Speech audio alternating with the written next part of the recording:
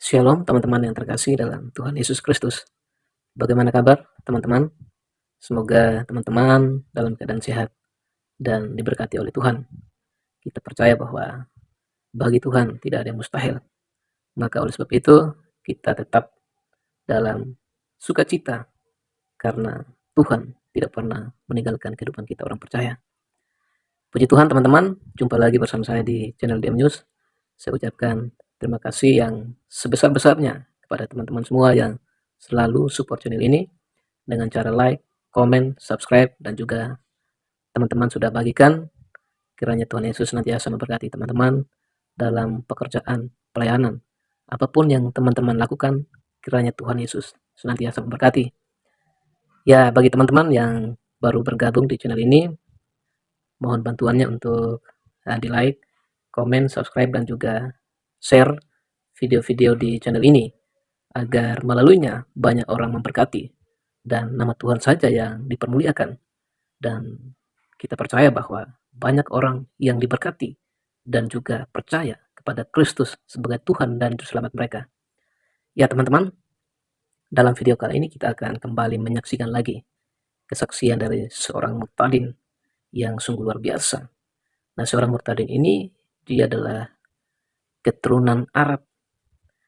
Nah, keluarganya sangat fanatik dengan agama dan juga terdidik dari keluarga yang sangat ketat dengan ajaran agama. Dan murtadin ini berawal ketika dia mendengar lagu Kristen di gereja, karena rumahnya ini berdekatan dengan gereja. Dan lagu pertama yang selalu dia ingat adalah lagu Puji Tuhan Haleluya.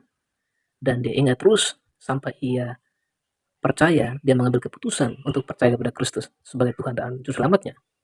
Dan bagaimana kisah selengkapnya, cerita selengkapnya dari seorang murtadin ini, mari kita sama-sama saksikan. Siapkan hati agar apa yang teman-teman dengarkan boleh memberkati teman-teman, dan iman kita juga semakin diteguhkan, semakin dikuatkan. Dan tentunya kita sebagai orang percaya, kita boleh menjadi saksi Kristus dimanapun kita berada. Kita boleh menyampaikan kasih Kristus kepada keluarga, kawan, dan kenalan kita, sehingga mereka juga boleh mendengar kasih Kristus di dalam kehidupan mereka. Ya teman-teman, tanpa berlama-lama lagi, mari kita sama-sama saksikan cuplikan video berikut ini. Tuhan Yesus memberkati.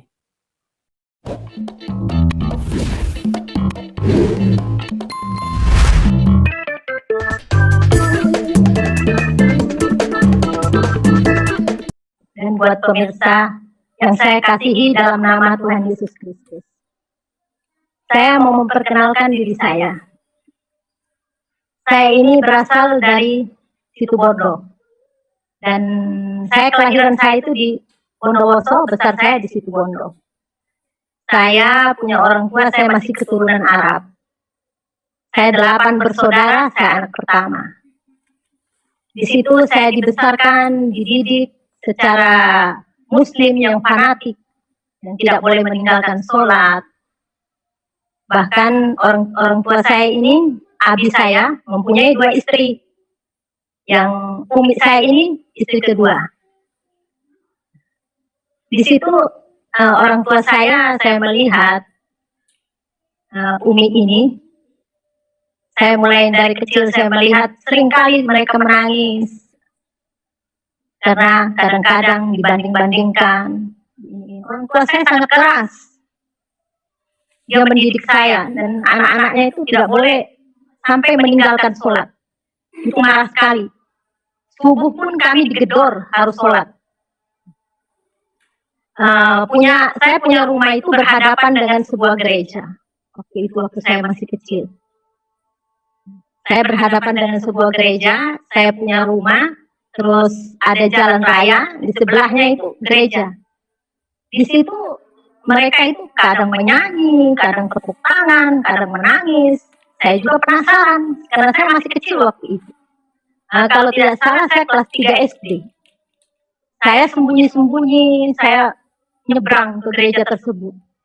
Saya mendengarkan itu orang menyanyi itu, saya senang sekali sampai itu saya berdiri sampai orang pulang gereja, saya juga ikut menyeberang pulang secara sembunyi-sembunyi. Suatu ketika ada yang lapor Karena di situ tuh kalau orang pulang gereja itu tukang-tukang becak banyak.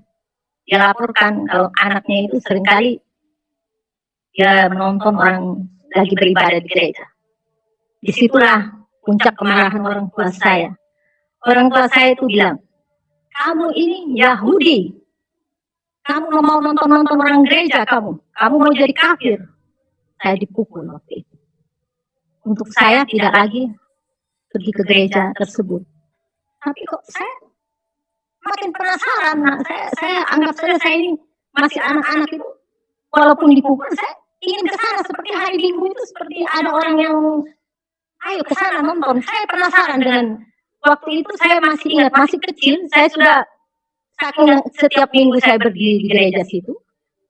Lagu itu saya ingat, sampai saya nyanyikan ke rumah. Lagunya itu yang berbunyi, puji Tuhan, haleluya, puji Tuhan, haleluya. Saya itu nggak mengerti, namanya masih anak-anak. Jadi saya pulang ke rumah saya nyanyikan. Saya duduk di kamar tuh saya menyanyi. Didengarlah dengan orang tua saya sama Umi. Umi marah sekali sampai menangis-menangis. Kamu itu kenapa? Kok harus meniru orang kafir? Itu kan lagunya orang kafir kamu nyanyikan. Nanti saya kalau menyanyi itu saya bahagia sekali. Saya sembunyi-sembunyi saya menyanyi.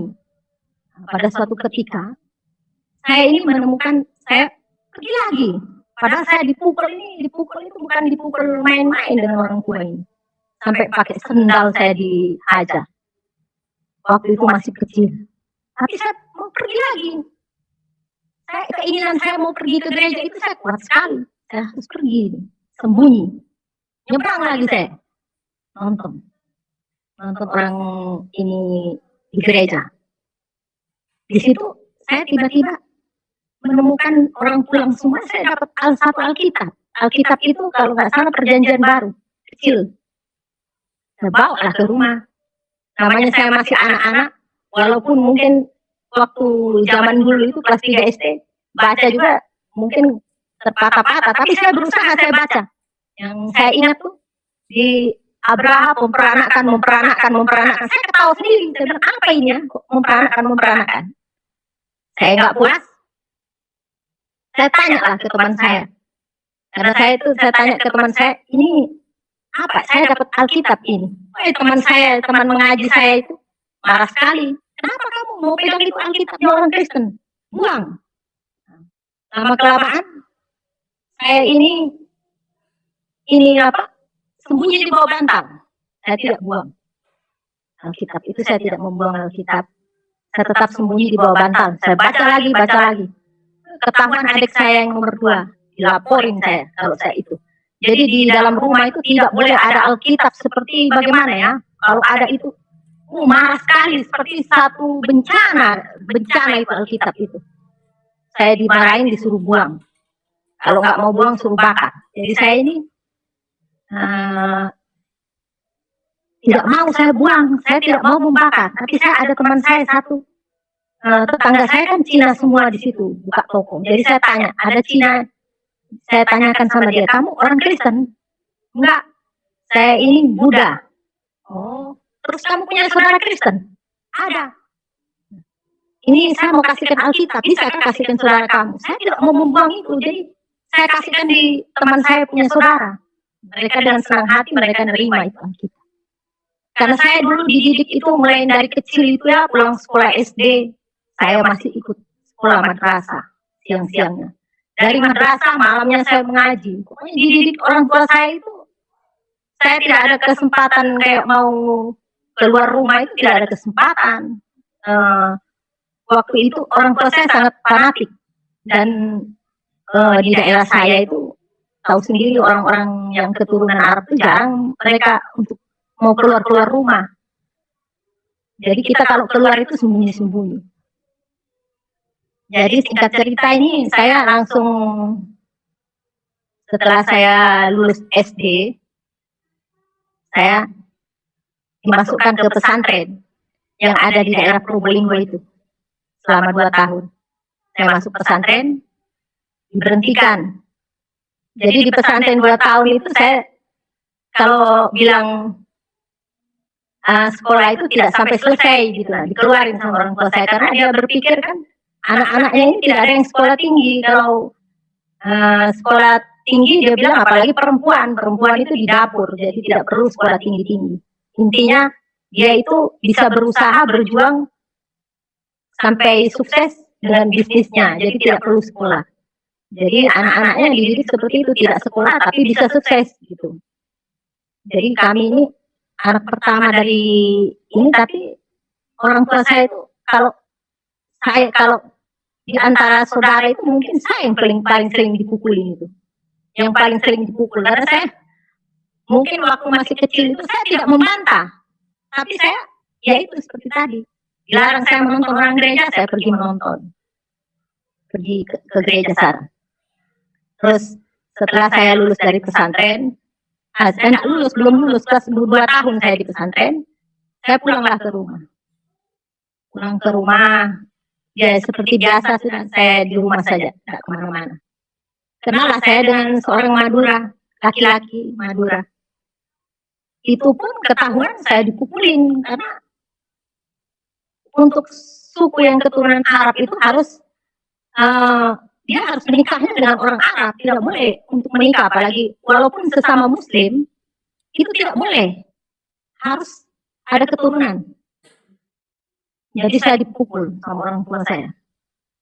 Dipukulin itu bukan main, saya dipukulin pakai selang, saya dipukul. Saya paling sering dipukul dengan orang tua itu. Nah, habis itu setelah saya dipukulin, sudah saya berhenti, sudah tidak lagi saya berteman sama itu yang orang Madura itu. Nah, lama singkat cerita itu karena tetangga saya ini ada satu tetangga saya ini orang dari NTT, Cina NTT. Di situ banyak cowok-cowok orang NTT. Nah, banyak sekali itu cowok-cowok orang NTT. Di situlah saya mengenal yang pujaan hati saya ini, yang sekarang. Terus ini saya kenalan dengan yang sekarang menjadi suami saya berkenalan di situ. Dia beragama Kristen. Orang tua saya marah sekali, saya tidak boleh berkenalan dengan orang-orang yang tidak seagama dengan saya. Dan di sebelah saya itu, saya punya teman. Satu teman saya itu orang Cina. Dia sangat akrab sekali, dekat dengan saya. Di situ saya mempengaruhi dia itu untuk mengikut saya, karena yang teman saya itu bersaudara itu ya satu yang Cina itu ada yang beragama Muslim, ada yang beragama Kristen. Dua orang ini taat, dia ke gereja, sering ke gereja. Tapi yang satu teman saya ini tidak pernah dia ke gereja. Jadi saya ini sudah mulai pengaruhin, kamu ikut saya sudah masuk Islam, karena tidak ada agama yang diridhoin itu, yang paling benar itu hanya Islam. Saya pengaruhin dia itu karena dia tidak pernah ke gereja, dia tidak mengenal firman, dia percaya sama saya. Saya bawalah ke abi saya. Abi saya juga ngomong seperti itu. Akhirnya dia boleh bergaul karib dengan saya karena dia mau mengikut saya. Saya ajak terawih dia, saya pinjami mukena, dia pergi. Hari Jumat saya ajak ke masjid. Walaupun mungkin perempuan itu tidak wajib ke masjid, tapi saya pergi ajak dia. Saya mau melatih dia untuk dia mengikuti saya beragama Islam.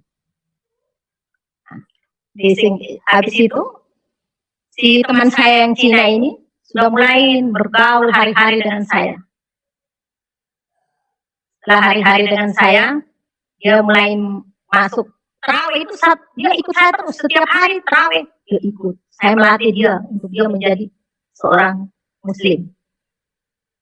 Tapi teman saya ya puji Tuhan, sekarang dia menikah dengan orang yang taat akan Tuhan. Waktu itu kan mungkin ya orang buta menuntun orang buta ceritanya seperti itu. Jadi kita sama-sama buta, sama-sama menuntun ke jalan yang ini. Sekarang dia ya puji Tuhan, teman saya itu menikah dengan orang yang setia dengan Tuhan. Hanya dia sekarang, kalau saya kadang-kadang saya teleponan, saya bilang saya mengingat masa lalu, dia ketawa. Dia katakan orang buta menuntun orang buta. Di situ saya kalau mengingat itu, nah setelah saya ini ya ketemu dengan yang sekarang jadi suami saya ini, nah, sebelum saya ketemu, saya orang tua saya itu bercerai. Saya sekitar umur belasan tahun sudah bercerai. Saya sudah besar, jadi pisah orang tua saya. Betapa ininya saya, 8 bersaudara, anak sudah besar-besar, ditinggalin. Di situ saya melihat orang tua saya ini makin terpuruk, umi saya ini. Memang saya akuin orang tua saya masih memberi jaminan terhadap umi ini. Memberi jaminan ya itulah ala kadarnya, nggak sepenuhnya seperti waktu sama-sama itu. Di situ begitu ini saya mengenal setelah saya orang tua saya bercerai umi. Nah, saya berlanjut dengan yang cowok idaman saya ini. Ketahuilah umi ini, saya berpacaran dengan seorang yang bukan muslim. Menangislah umi. Untuk saya jangan berteman lagi dengan cowok idaman saya ini. Di situ saya pusing, setiap hari saya diomelin hanya karena laki-laki yang beragama Kristen ini. Setiap hari saya diomelin, dikafir-kafirin, segala macam. Mati kalau mati kamu. Jadi kayunya api neraka kalau kamu sama orang Kristen. Neraka jahanam. Gitu. Dan di masa remaja saya itu, saya sering kali kalau hujan deras itu, saya sering membayangkan itu kematian. Saya dalam hati saya itu seperti ini. Kenapa kalau mati itu saya harus ada siksa kubur? Karena seringkali guru-guru mengaji saya itu bicara seperti itu.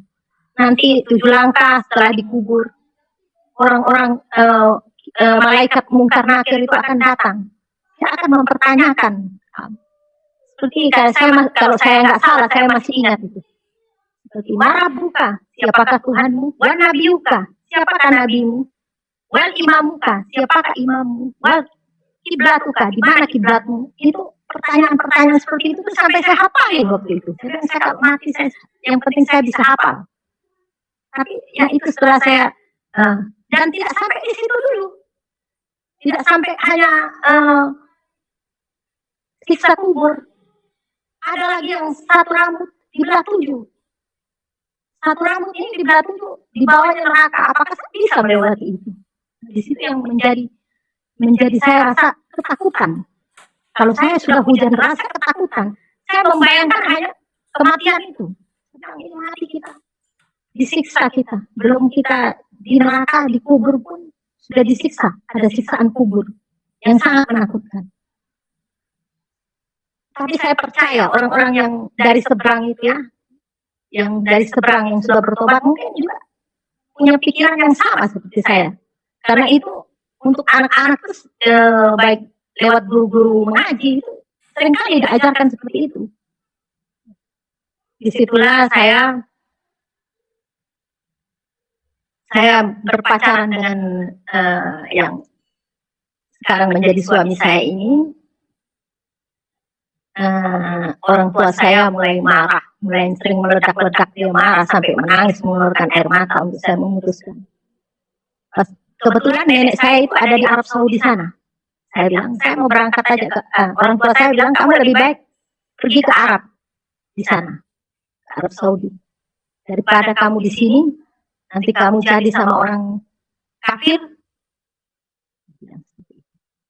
Sudahlah, nenek saya yang ada di Arab itu, dia tidak mau saya pergi ke sana. Tapi orang tua saya ini selalu mendorong saya untuk saya pergi.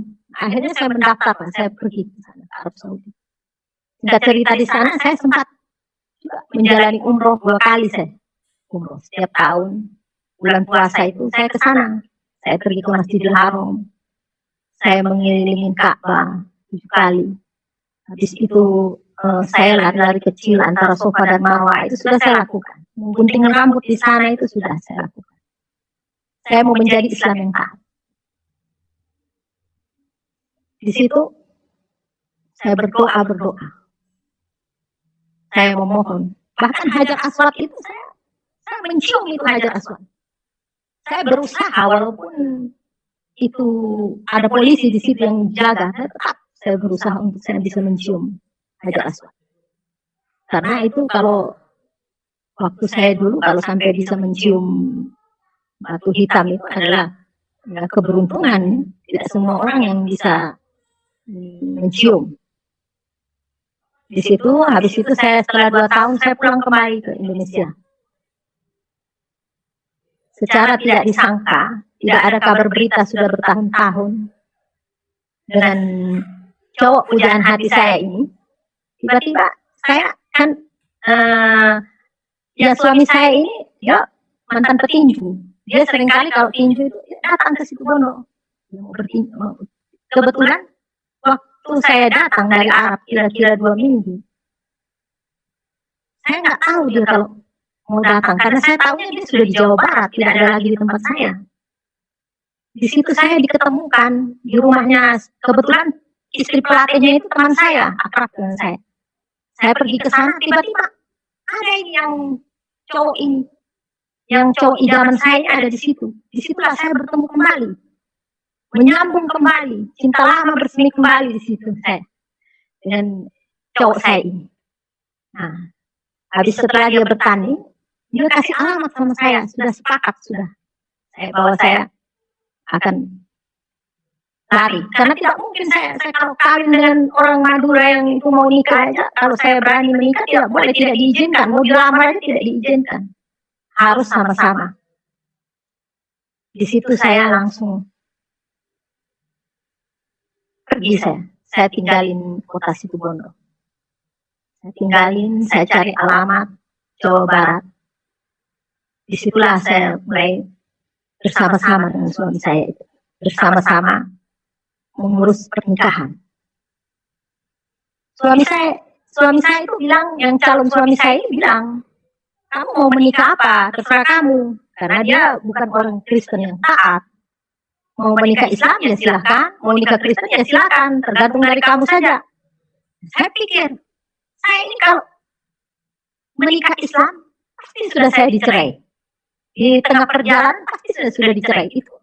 Karena melihat kondisi orang tua saya seperti itu, anak sudah besar-besar bisa dicerai, apalagi ini. Jadi saya seperti itu. Saya memilih, saya bilang karena teman saya pernah bercerita sama saya. Pernikahan Kristen itu tidak dapat diceraikan karena apa yang sudah Tuhan persatukan tidak dapat diceraikan oleh manusia. Jadi saya memilih, saya mau menikah secara Kristen saja. Disitulah saya menikah di Jawa Barat. Setelah saya menikah di Jawa Barat, orang tua dari suami saya sakit keras, disuruhlah pulang. Walaupun pulanglah saya ikut suami saya ke timur, daerah timur sana. Nah, walaupun orang tua suami saya ke sana, orang tua ibu dari suami saya ini sudah meninggal. Jadi orang rame-rame. Mereka hanya menungguin saya dengan suami saya datang. Meninggal. Setelah itu, saya sering ikut ibadah. Tapi mulai itu hati saya ini ada damai sejahtera ya dalam hati saya. Sama aja kayaknya saya ini. Kayaknya biasa-biasa saja saya ikut ibadah ini. Tidak ada yang ibadah saya itu tidak ada yang bagaimana ya. Seperti saya pergi ibadah itu dengan pulang itu sama saja. Tidak ada yang firman itu menyangkut di saya juga enggak. Saya biasa-biasa saja. Bahkan saya bingung lagi. Saya bingung. Apa ya saya ini kok ada patung ya? Bingung di situ saya. Apa saya harus menyembah patung? Saya bertanya dengan suami saya. Kenapa kok harus ada patung? Saya berdoa kok harus menghadap ke patung. Itu lambang, bukan kita menyembah patungnya, tapi itu lambang. sebuah lambang. Itu pun saya tidak, masih bingung. Lambang patung gitu. Sampai saya ini ingin sekali kembali ke agama saya yang semula. Ketika suami saya itu keluar rumah, saya mulai ikut sholat karena saya pernah di Arab Saudi itu tanpa mukena, kain panjang pun bisa saya lihat menjadi mukena. Jadi saya di kamar itu saya sholat. Saya mau kembali lagi, saya nggak ada damai sejahtera juga, saya tidak ada, kayak macam biasa saja. Disitulah saya mulai malas sudah saya mau ikut beribadah, mulai ogah-ogahan sudah, karena saya tidak yakin yang mengganjal hati saya itu sebuah patung. Di situ tiba-tiba setelah saya sembahyang, saya sholat, tiba-tiba ada orang yang mengetuk pintu. Seorang ibu. Ibu ini masuk. Kalau di daerah suami saya itu orang biasa katakan selamat siang, selamat pagi, itu tidak ada kata salam, tapi ibu itu mengatakan salam. Saya bingung. Salam. Saya bilang selamat siang karena saya tidak tahu itu salam. Saya persilahkan masuk. Waktu itu mertua saya tidak ada. Ipar saya pergi kerja. Mertua saya kan lurah di sana. Jadi mereka pergi ke kantornya. Tidak ada. Sunyi, tidak ada. Tidak ada orang. Saya kan waktu itu saya tinggal dengan mertua saya. Satu rumah. Ibu itu berbicara, dia katakan sama saya. Dia berbicara tentang, dia katakan, di tempat sini ini banyak sekali orang yang membuat, katanya, rumah-rumah baru, gua-gua baru, dengan tangan manusia dia membuat patung. Mereka datang beribadah, menyembah. Banyak sekali kuasa kegelapan di sini. Ibu ini kok, saya berpikir, kok ibu ini tahu perasaan saya? Saya itu, yang saya bingung itu tentang patung itu, tapi kok ibu ini tahu bahwa itu yang menjadi kayak kebingungan saya tentang patung itu. Disitulah saya mulai berbincang-bincang. Saya banyak bertanya itu tentang patung yang saya tanya. Nah, ibu itu mengatakan saya disuruh baca di Yesaya 44. Yesaya 44. Bacalah itu, Yesaya 44. Jadi kamu berpegang dengan Yesaya 44, dengan firman Tuhan. Di situ mereka uraikan bahwa jangan berhala, menyerupai apapun juga. Semua itu mereka baca. Setelah dibaca, mereka berdoa untuk saya. Dia bilang, yang saya ingat itu doanya, ilalang dengan gandum akan dipisahkan. Saya penasaran dengan ibu ini. Saya bertanya, ibu ini dari mana? Tempat tinggalnya di mana? Ibu ini katakan, saya dari atas. Karena posisi rumah mertua saya itu di bawah, di atas itu ada rumah lagi, ada rumah. Saya pikir ini karena di atas itu ada tetangga mertua saya itu seorang hamba Tuhan, ibu pendeta juga. Saya pikir ibu ini temannya yang dari Malang mungkin. Nah, saya dalam hati berpikiran begitu, dari atas ya pikir saya atas itu karena itu ada rumah di bawah, ada rumah di atas, tetangga itu di bagian atas. Jadi saya pikir ke sana. Saat ibu itu ada di dalam rumah mertua saya merasakan damai sukacita yang luar biasa. Saya tidak ingin ibu itu keluar dari rumah. Aja. Pokoknya saya senang sekali. Disitulah saya langsung, ibu itu permisi. Setelah itu, setelah dia berbincang-bincang dengan saya, dia permisi. Terus saya mau tanya lagi sama ibu itu. Setelah dia keluar, dia katakan salam, dia berjabat tangan dengan saya, dia minta izin. Saya panggil lagi dari, maksud saya, siapa tahu ada nomor teleponnya, apa saya bisa menelpon nanti kalau ini, karena saya rasa nyambung sekali saya berbicara itu, nyambung sekali saya bertanya tentang apa saja dia jawab tentang ya terutama tentang keyakinan. Langsung seperti kilat itu kayak kilat sus katanya menghilang. Saya panggil sudah kayak tapi saya juga penasaran masih tuh. Oh, ibu itu kok menghilang. Naiklah saya ke atas ke tangga saya. Saya tanya, ada seorang ibu barusan ada orang ibu-ibu ini datang ke rumah. Dia dari sini kah? Gak ada itu. Gak ada, cuma ada kakak saya. Saya makin penasaran. Apa ini? Saya tidak tahu, tetap saya penasaran dan saya sampai berbicara sama ipar saya. Ada seorang ibu datang ke sini, saya berbicara seperti yang saya bicara tadi. Saya bilang, patung-patung itu saya bicara. Ada ipar saya ini marah. Kenapa ibu itu tidak ketemu saya? Kalau seandainya ketemu saya akan ngomong sama dia. Sembarang aja mereka ngomong. Seperti itu. Di situ saya melihat selama saya berada di timur.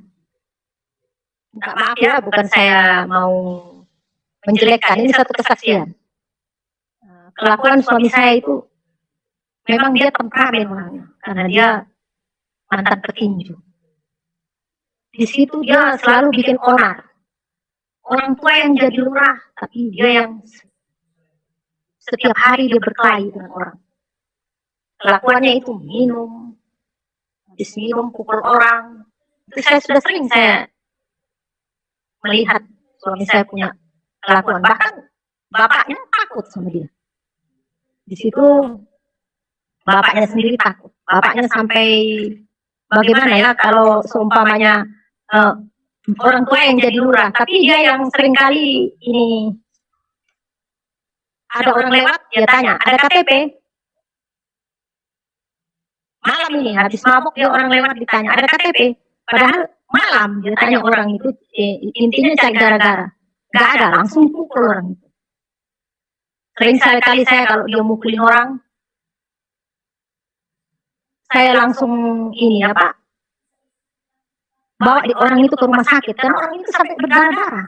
Seringkali dia mukul. Orang tanpa salah, kadang tanpa kenal, mukul. Akhirnya mertua saya ini kasihan sekali. Orang yang sangat sabar mertua saya itu. Dia biar dimarahi dengan suami saya, dia tidak pernah menjawab. Dia tahu karakter anaknya. Di situ sakitlah mertua saya ini. Karena mungkin pikiran dia lurah, seringkali dipermalukan dengan cara anaknya seperti itu. Terus suami saya berpikir, bapak sudah sakit. Tiba-tiba ada orang itu dari transmigrasi. Dia sepertinya sukses di transmigrasi. Dia sementara saya bingung juga, saya dalam hati saya tidak mungkin tinggal di sini terus kalau suami saya ini terus kelakuannya seperti ini, sifat aslinya sudah keluar di daerahnya sendiri. Di situ akhirnya orang itu bercerita tentang transmigrasi, tertariklah suami saya untuk mau ikut. Saya bilang, ya ayo sudah kita merantau, saya bilang. Daripada di sini kasihan juga bapak. Saya bilang, kasihan juga dengan adik-adik. Karena adiknya itu tidak boleh salah. Kalau salah, main tangan terus, main tangan. Di situ saya merantau. Nah, saya melahirkan anak kedua. Karena melahirkan anak kedua, meninggal. 15 hari saya pergi merantau. Saya melahirkan anak kedua itu, anak saya meninggal. Saya pergi merantau ikut transmigrasi. Sampai di Kupang, di situ saya bertemu lagi dengan seorang hamba Tuhan, orang Arab. Saya ketemu di situ. Ada satu orang ajak saya ibadah, saya ketemu orang Arab, seorang pendeta. Saya dalam hati, ternyata bukan saya sendiri ya, yang keturunan Arab. Ada lagi, laki-laki lagi, yang masuk Kristen. Waktu itu ibadahnya memang saya rasakan betul-betul luar biasa. Mereka punya khotbah juga luar biasa, sangat ini saya sangat diberkati. Sementara saya nunggu untuk mau berangkat transmigrasi.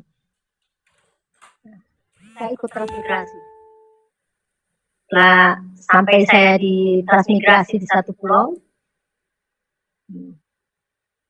bingung juga saya.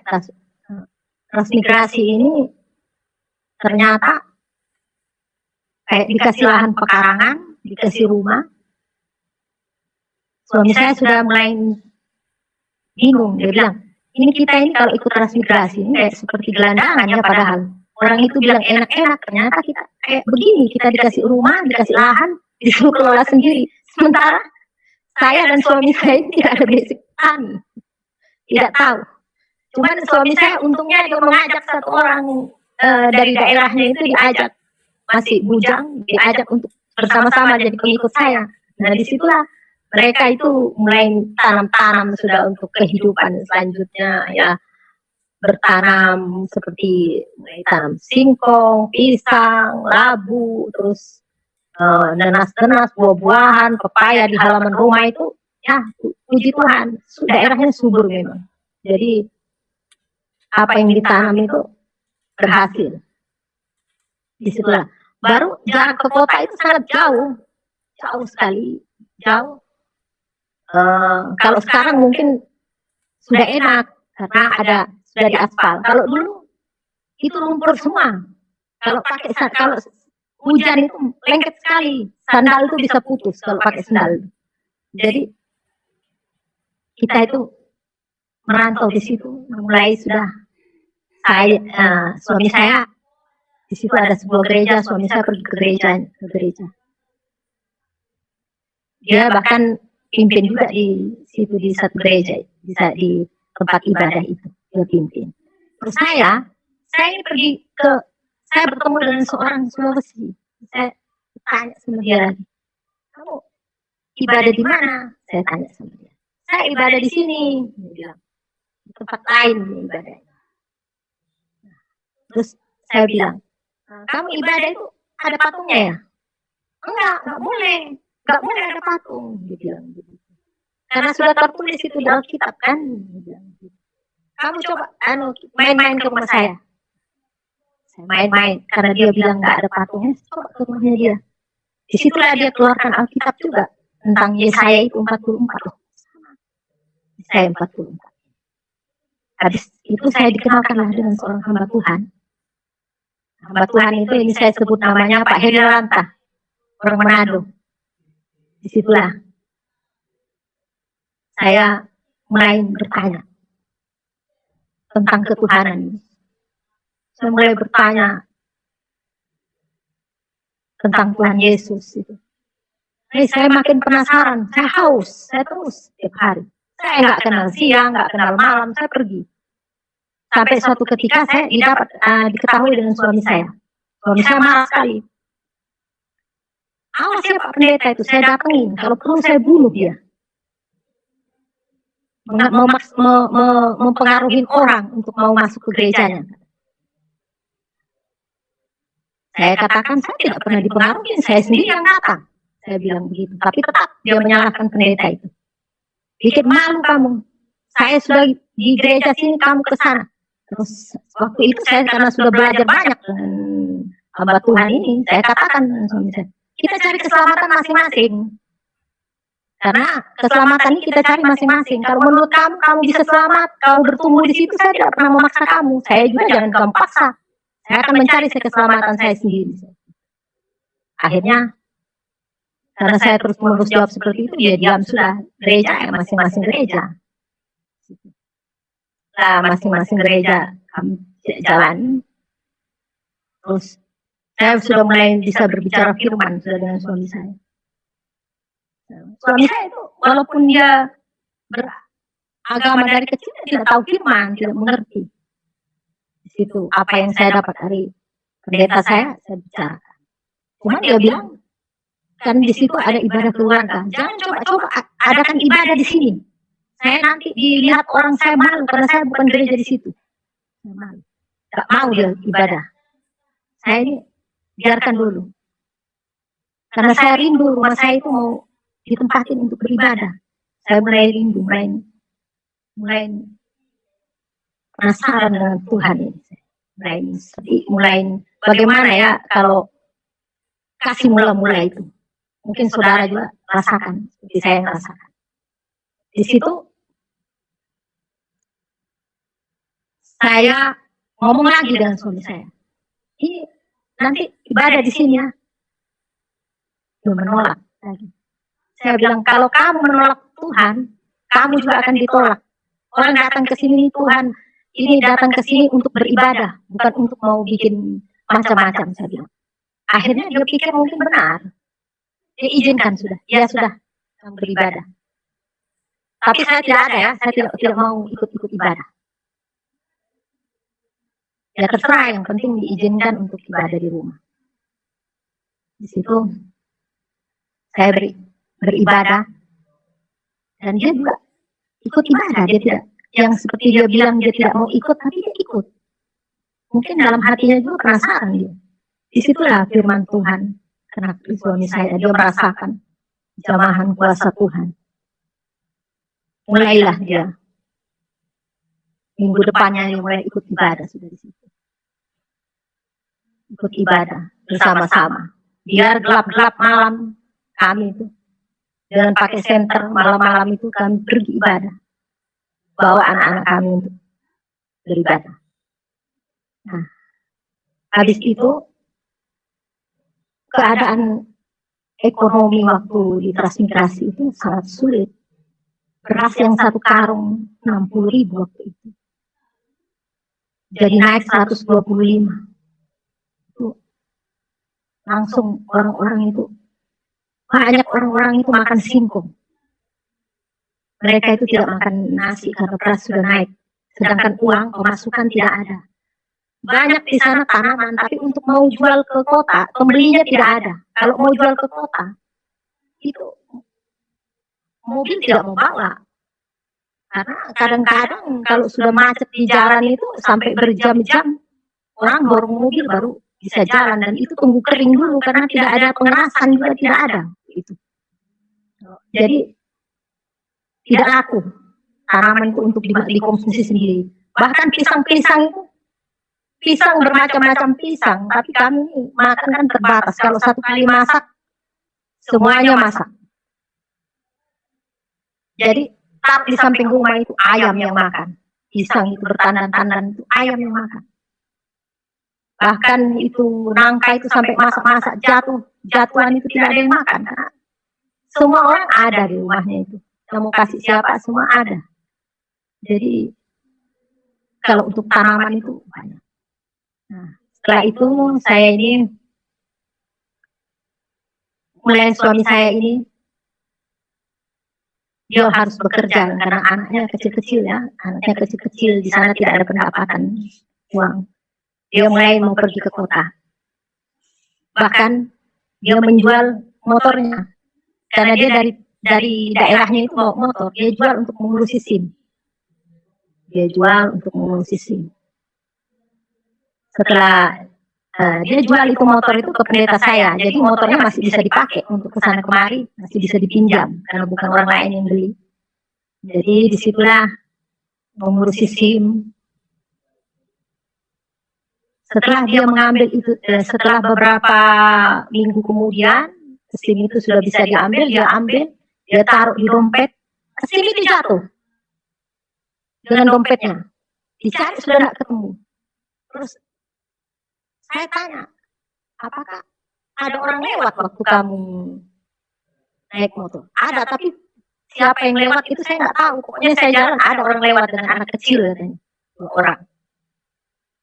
Tapi dia tidak tahu itu siapa orang. Saya bilang, sudahlah kita berdoa. Saya bilang, percaya bahwa dompet itu akan kembali lagi ke kita. Saya berdoa. Malam saya bermimpi jelas sekali orang itu yang saya tahu nama orang itu karena sama-sama orang Tan. Dia mengambil dompet itu, uangnya diambil, Habis uangnya diambil, dompetnya dibuang ke semak-semak di hutan. Terus waktu pertama waktu itu saya suruh suami saya lah hari pulang gereja, saya bilang kamu pergi ke orang ini, karena saya penglihatan saya lewat mimpi orang ini yang dapat. Begitu sampai ke rumahnya, ditanya dengan suami saya, dia langsung mengaku. Dia bilang, saya tahu itu tempatnya Pak, tapi itu dia tidak mengaku kalau dia yang ngambil ya. Dia bilang karena ada uangnya diambil memang. Saya lihat di dalam mimpi itu uangnya ambil, dompetnya dibuang. Cuman orang itu berbohong bilang orang lain yang dapat, dan saya tahu tempatnya orang itu yang buang, tapi dalam mimpi itu orang itu yang ngambil. Cuman karena dia tidak mengaku karena uangnya sudah diambil. Suami saya bilang, tidak apa-apa Pak, yang penting dompet saya kembali. Nanti saya kasih Bapak uang juga, asal Bapak ambil dengan saya antar dengan motor. Dia ambil dompet itu. Ya seperti di dalam penglihatan saya lewat mimpi itu, terbuka dompetnya di semak-semak. Memang sampai basah kena hujan itu. Akhirnya puji Tuhan SIM itu kembali. SIM itu kembali, suami saya merantaulah ke kota. Dia mencari sebuah pekerjaan.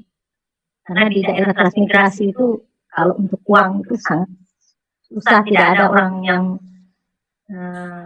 untuk tidak ada pekerjaan lain ya di sana ya, cuma bertani, dan dari hasil pertanian itu tidak bisa dijual. Disitulah saya melihat mukjizat terjadi terhadap diri saya setelah suami saya pergi ke satu tempat untuk mencari pekerjaan. Saya rajin berdoa. Tengah malam saya bangun, saya berdoa, saya bergumul sama Tuhan. Saya bergumul. Tetangga saya itu besoknya selalu bilang begini, Ibu tadi malam pakai genset ya? Padahal saya di sana itu pakai lampu minyak tanah. Bahkan kalau tidur itu ditaruhnya satu aja di tengah-tengah supaya cahayanya itu ini. Enggak, kenapa Pak? Tadi malam terang sekali katanya, terang sekali rumah Ibu. Katakan seperti itu. Ini kesaksian menurut tetangga saya di sana. Setelah saya waktu suami saya pergi itu beras itu hanya 5 kilo. Tidak ada lebih dari 5 kilo. Saya taruh di satu tong. Setiap hari saya mengambil beras itu. Lah, beberapa minggu saya lihat beras ini kok tetap segini, karena saya ambil terus. Setiap hari saya makan dengan kenyang. Bahkan ayam, saya banyak ayam waktu itu. Saya hambur kasih ayam, saya kasih ayam makan. Ya. Saya kasih makan ayam. Ada orang yang melihat saya kasih makan ayam dengan beras, karena waktu itu kebanyakan orang di transmigrasi itu makan singkong, pisang. Jadi kamu kok bisa buang-buang beras? Sementara ini kita lagi susah. Kamu buang-buang ini beras, kasih ayam. Kamu makan ya? Saya makan dengan saya bilang saya mau masak, saya makan ya sewajarnya sampai kenyang, bahkan sisa-sisa nasi saya kasihkan ayam. Bahkan orang itu saya ajak makan juga. Ajak makan. Beberapa hari kemudian 2 hari kemudian orang itu datang minta beras sama saya. Saya kasih ya kira-kira 4 mok gitu. 4 kaleng susu cair itu saya kasih 4 kaleng. Saya mau bikin bubur, anak saya kasihan katanya, dia tidak makan ini nasi, tidak makan bubur, tidak ada beras gitu. Nah, berjalan sampai 2 bulan, beras itu tetap saja. Suami saya kan belum dapat kerja. Beras itu tetap saya ambil, tetap tidak berkurang. Saya masak, bahkan saya kasihkan orang, tetap segitu. Dia tidak bertambah banyak, tapi tetap posisi yang 5 kilo itu. Di situ saya rasakan mukjizat luar biasanya Tuhan. Baru ini kali saya merasakan mukjizat yang sangat luar biasa. Di situ saya, kebetulan pendeta saya ini pulang Manado waktu itu. Datang dari Manado, saya bercerita dengan pendeta saya. Memang pendeta saya katakan memang tidak ada yang mustahil kalau kita berserah benar-benar kepada Tuhan. Kalau kita melekat sama Tuhan, tidak ada yang mustahil. Disitulah saya merasakan mujizat yang sangat luar biasa. Beras 5 kilo dimakan sampai 2 bulan lebih.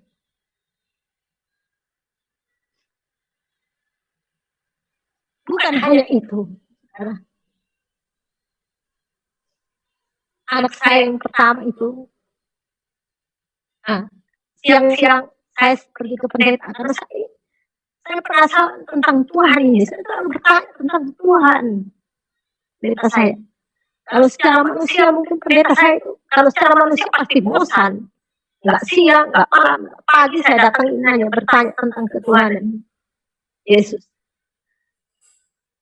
Di situ sementara saya bertanya, saya bertanya tentang ketuhanan Yesus. Anak saya ini, anak pertama saya lagi memancing dia pas di halaman rumah itu, di belakang itu ada sungai. Biasa dia memancing, sering dapat ikan di situ. Kira-kira waktu itu anak saya kelas 2 SD. Tapi sudah pintar dia memancing. Tapi dia juga rajin sekolah minggu. Setelah itu, saya di Pak Pendeta, saya pulang, saya mendapati anak saya ini seperti ketakutan, dia masuk dalam rumah, demam badannya. Saya tanyakan sama anak saya, kenapa kamu kayak ketakutan? Saya melihat belalang berkepala manusia botak. Nah, di depan rumah saya itu ada ada pohon ubi tahunan itu. Dia hinggap di situ. Saya lihat itu terbakar itu, pohon itu, daun-daun itu layu. Terus saya bilang dalam nama Yesus saya bilang. Terus terbakar di situ, Mama. Disitulah saya lihat memang daun itu layu. Jadi iblis ini tidak suka ketika saya bertanya-tanya tentang Tuhan, maka anak saya mau diserang. Tapi untungnya anak saya itu sekolah minggu, jadi diajar untuk menengking kalau ada sesuatu.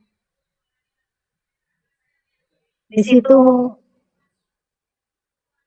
saya melihat kuasa-kuasa Tuhan yang sangat luar biasa di daerah transmigrasi. Akhirnya,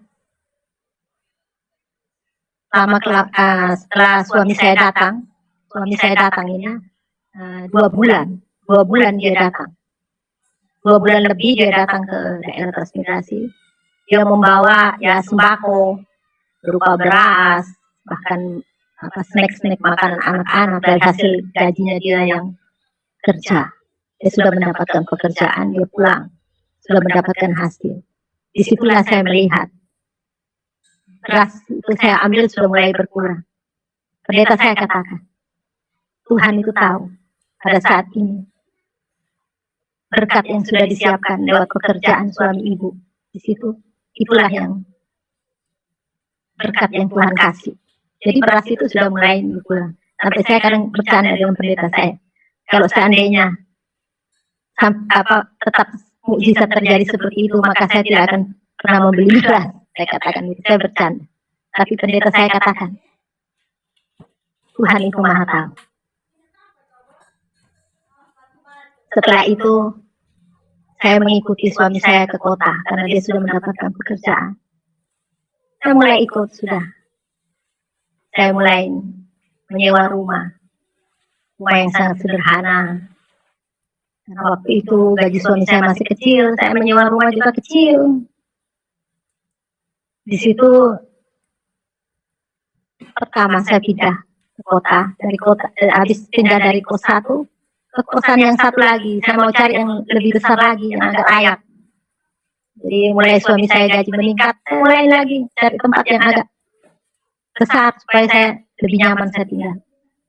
Di situ saya berdoa lagi, Tuhan, ketiga kali jangan sampai saya ini menyewa lagi, Tuhan. Ketiga kalinya saya mau saya punya tempat tinggal sendiri, Tuhan. Walaupun itu gubuk-gubuk, Tuhan, saya tidak mau menyewa. Saya katakan sama Tuhan seperti itu. Apa yang terjadi? Memang betul. Tuhan kasih. Tuhan kasih. Waktu itu saya tidak punya uang untuk mau membeli rumah kok. Saya mau menyewa, tiba-tiba temannya yang orang DPR ini beli saja itu.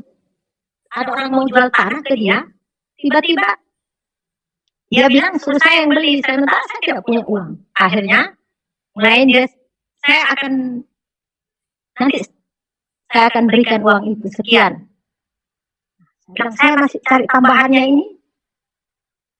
Berapa lagi saya harus cari tambahannya? Tiba-tiba ada lagi DPR 1, karena tahu saya mau beli rumah, suami saya bercerita, dikasih lagi. Saya hanya menambah sedikit saja, sesuai dengan kemampuan saya yang ada di tangan saya uang. Saya menambah, disitulah saya punya tanah dengan rumah yang sederhana. Ya sesuai permintaan saya, bilang gubuk, ya seperti gubuk-gubuk. Itu rumah pertama yang saya beli. Disitulah Tuhan kasih. Saya pindah dengan rumah sendiri sudah. Karena saya bilang sama Tuhan ketiga kali, saya tidak mau menyewa lagi Tuhan. Saya mau punya rumah sendiri.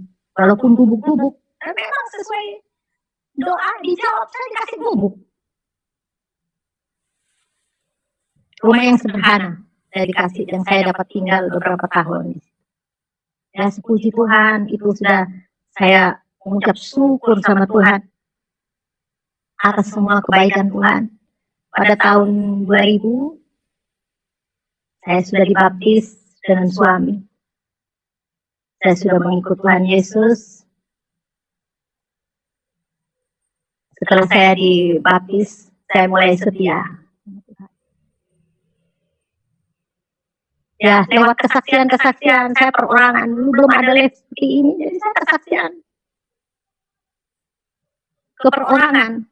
Di situ ada beberapa jiwa yang sudah diselamatkan. Ada orang dari Manado sana yang sudah masuk, ikut suaminya, masuk ke Muslim. Dan dia terkena penyakit leukemia. Saya katakan kembali, Tuhan Yesus adalah dokter di atas segala dokter. Karena sakitnya yang sangat parah, dokter itu menyuruh dia itu karena dia hanya berkebun saja. Jadi satu hari dia semangkut itu berkali-kali semangkut. Sudah tidak ada hal, kalau secara manusia dia itu tidak dapat sembuh. Bahkan dia itu sudah diruqyah berkali-kali. Tidak bisa. Akhirnya saya suruh kembali, dia kembali. Dia kembali, suaminya masing-masing agama.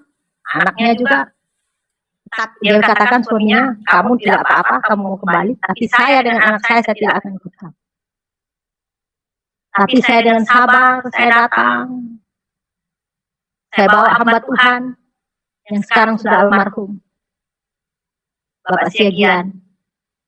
Saya datang, walaupun saya tidak kenal panas, tidak kenal hujan, saya datang. Kalau saya ajak bicara, suaminya itu tidak pernah menyaut. Diam saja. Saya tidak tahu maksudnya apa, dia mau ikut atau tapi saya berbicara terus sama suaminya. Saya terus berbicara tentang firman, tentang kesaksian saya. Pada akhirnya mereka sekeluarga sudah diselamatkan. Puji Tuhan. Itu semua karena kemurahan Tuhan.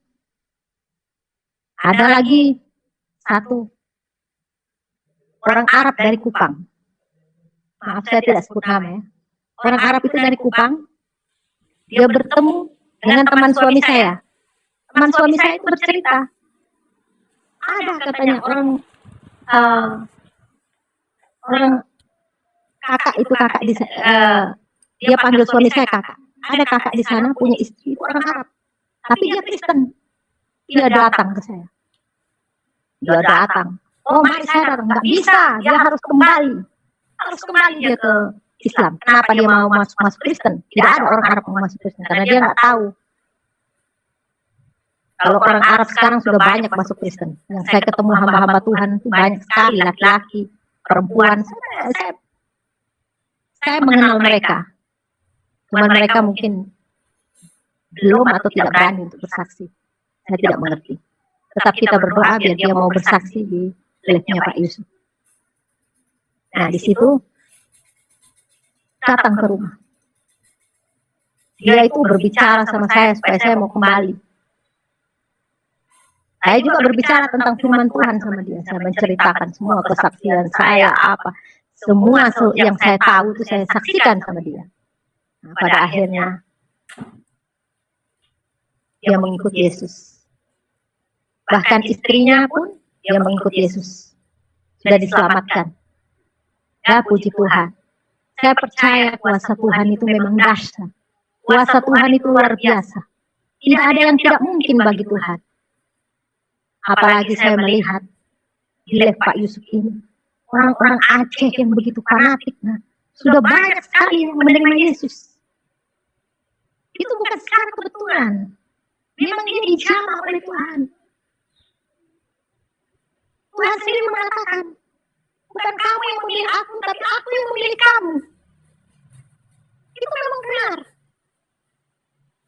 Bahkan di gereja saya yang sekarang saya sedang bergereja, di situ banyak orang-orang yang dari seberang yang sudah menerima Tuhan Yesus sebagai Tuhan. Dan mudah-mudahan kita berdoa biar mereka mau menyaksikan seperti yang saya live sekarang ini. Biarlah boleh membagi berkat dan banyak jiwa-jiwa yang diselamatkan. Saya percaya lewat kesaksian ini, lewat live Pak Yusuf Manubulu, banyak jiwa-jiwa yang diselamatkan. Jangan takut saudara untuk mengenal Tuhan Yesus. Dia adalah Tuhan. Dia ada jalan keselamatan untuk menuju kepada surga yang kekal. Saya sangat berterima kasih saya mengenal Tuhan Yesus. Saya merasakan perubahan di dalam diri saya. Dulunya saya akan tinggal di daerah Situbondo itu Madura yang sangat kasar. Saya pun dulu saya kasar, saya garang, saya berani sama orang. Saya tidak pernah takut orang. Tapi begitu saya mengenal Tuhan Yesus, Tuhan sudah ubahkan saya menjadi pribadi yang takut akan Tuhan. Saya tidak, hati saya merasakan damai, sukacita yang luar biasa, dan saya tidak bisa kasar dengan orang, saudara. Saya tidak bisa. Saya banyak mengalah, saudara. Itu bukan karena saya. Itu semua karena Tuhan. Kuasa Roh Kudus yang memampukan saya untuk yang bisa merubah karakter saya hanya Tuhan, saudara. Kalau secara manusia tidak mungkin. Saya tinggal di daerah Madura yang kesehariannya saya berbahasa Madura yang begitu kasar dan tidak pernah mau mengalah. Ditambah lagi dengan suami orang Timur yang karakternya juga kasar, saudara. Mana mungkin kalau bukan Tuhan Yesus saya bisa berdamai dengan diri sendiri bahkan dengan orang lain, saudara.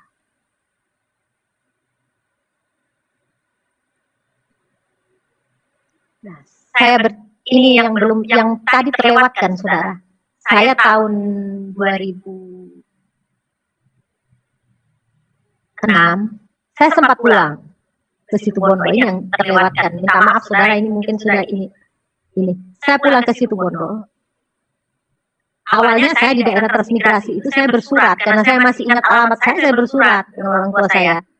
Rupanya dibalas, saudara, surat saya setelah 8 tahun kemudian saya meninggalkan orang tua, dibalas surat saya yang isinya foto adik-adik saya. Di situ saya dapat berkomunikasi karena saya dikasih nomor telepon. Dia menyuruh saya pulang. Tahun 2006 saya sempat pulang ke Situbondo, saudara, menemui Umi ini. Tapi dengan Abi saya tidak bertemu. Karena Abi juga sudah pernah, menurut saudara saya itu mengancam. Bahkan mengutukin saya. Lebih baik kelihatan kuburannya daripada dia hidup. Saudara saya katakan seperti itu. Jadi kalau kamu ditunggu pulangnya saja ya nanti. Kamu kalau pulang, Abi sudah siap. Mau membunuh saya. Katanya. 2006 saya pulang. Puji Tuhan. Tuhan lindungi saya. Saya sempat beribadah di daerah Penarukan, saudara. Sempat beribadah di sana. Tahun saya berhubungan sudah baik dengan Umi. Setelah itu saya pulang kembali. Saya pulang kembali 2 tahun kemudian Umi ini meninggal. Sebelum meninggal saya katakan, saudara, waktu sakit-sakit, Saya bilang, kalau saya bilang Yesus pasti tidak percaya. Saya bilang berdoalah kepada Isa, Umi. Isa adalah dia dapat menghidupkan orang mati, orang sakit, orang buta, dapat menyembuhkan. Mintalah kepada Isa. Tapi saya tidak tahu apakah dia meminta karena saya ini istilahnya tidak bersama-sama. Jadi komunikasi saya dengan orang tua perempuan itu sudah baik. Setelah beberapa tahun kemudian itu, baru mereka mau menerima saya. Bahkan dia mendoakan saya, dia nelpon sama suami saya titip anak saya, jaga dia baik-baik. Kamu, mudah-mudahan kamu bahagia mendapat rezeki yang banyak. Dia katakan seperti itu, dia mendoakan. Terus saya waktu pulang ke Situbondo, adik-adik saya itu baik-baik saja sama saya. Setelah saya pulang, umi saya ini menelpon saya, dia menangis. Dia katakan begini, kan adik saya itu yang sudah kawin menikah sama orang Arab, dia katakan seperti ini. Kenapa kamu terima ide itu? Nanti yang lainnya itu, kan ada adik saya yang bungsu belum menikah. Nanti yang lainnya ikut-ikutan masuk Kristen.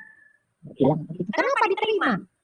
Karena kalau saya ini kalau pulang diketahui dengan orang-orang di situ, orang-orang bahkan keluarga orang-orang Arab, itu orang tua saya pasti sudah diserang, diomongin yang enggak sudah.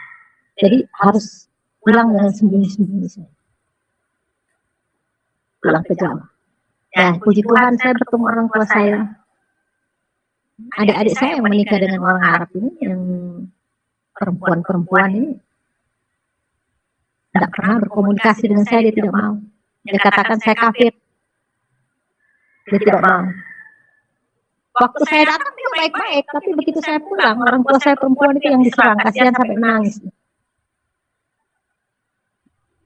Dan sampai sekarang, ya, ada yang baik sama saya, yang saya punya adik laki-laki itu, dia seringkali menelpon, tapi hanya batas menelpon saja. Dan ada lagi adik saya, laki-laki 2 orang, dia bilang saya pengen ke sana, lihat kamu ke sana. Ya, ya datang ke sini. Tapi kalau saya ke sana, nanti sama tetangga-tetangga jangan bilang saya Sarah ya. Nanti saya nggak enak. Katakan, dia mau datang, tapi sedangkan tetangga saya di sini, walaupun dia beragama lain, baik semua sama saya. Tidak ada masalah kok. Dia malah yang kayak seperti gengsi mempunyai saudara yang Kristen. Itu. Di situ saudara ya, saya kesaksian saya, mari saya saudara, saya berterima kasih. Semoga kesaksian ini boleh menjadi berkat saudara. Dan banyak jiwa-jiwa yang diselamatkan. Jangan takut saudara. Jangan takut untuk bersaksi. Mari saudara. Para murtadin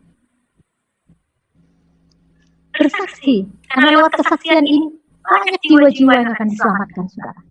Jangan pernah takut saudara. Inilah kesaksian saya. Terima kasih pendeta. Wow, kesaksian yang luar biasa ya teman-teman. Ketika seseorang mengambil satu keputusan dalam hidupnya, apalagi meninggalkan keyakinan lamanya bukan hal yang gampang. Banyak pergumulan, banyak penolakan dari keluarganya, dari orang tuanya. Tetapi kalau Tuhan sudah berkuasa menjamah hati seorang, maka sesuatu yang mustahil. Tapi bagi Allah tak ada yang mustahil, tak ada yang tak mungkin. Ya teman-teman, untuk mendasari kesaksian ini ada satu firman Tuhan yang saya mau bagikan kepada teman-teman dalam Efesus pasal 1 ayat 3 sampai ayat 14. Terpujilah Allah dan Bapa Tuhan kita Yesus Kristus, yang dalam Kristus telah mengaruniakan kepada kita segala berkat rohani di dalam surga. Sebab di dalam Dia Allah telah memilih kita sebelum dunia dijadikan, supaya kita kudus dan tak bercacat di hadapannya. Dalam kasih Ia telah menentukan kita dari semula oleh Yesus Kristus untuk menjadi anak-anaknya, sesuai dengan kerelaan kehendaknya, supaya terpujilah kasih karunia-Nya yang mulia, yang dikaruniakannya kepada kita di dalam Dia. yang dikasihinya, sebab di dalam Dia dan oleh darahnya kita beroleh penebusan, yaitu pengampunan dosa menurut kekayaan kasih karunia-Nya yang dilimpahkannya kepada kita dalam segala hikmat dan pengertian. Sebab Ia telah menyatakan rahasia kehendak-Nya kepada kita, sesuai dengan rencana kerelaannya, yaitu rencana kerelaan yang dari semula telah ditetapkannya di dalam Kristus, sebagai persiapan kegenapan waktu untuk mempersatukan di dalam Kristus sebagai kepala segala sesuatu, baik yang di sorga maupun yang di bumi. Aku katakan di dalam Kristus, karena di dalam Dialah kami mendapat bagian yang dijanjikan. Kami yang dari semula ditentukan untuk menerima bagian itu sesuai dengan maksud Allah, yang di dalam segala sesuatu bekerja menurut keputusan kehendak-Nya, supaya kami yang sebelumnya telah menaruh harapan pada Kristus, boleh menjadi puji-pujian bagi kemuliaan-Nya. Di dalam Dia kamu juga, karena kamu telah mendengar firman kebenaran, yaitu Injil keselamatanmu. Di dalam Dia kamu juga, ketika kamu percaya, dimeteraikan dengan Roh Kudus yang dijanjikannya itu.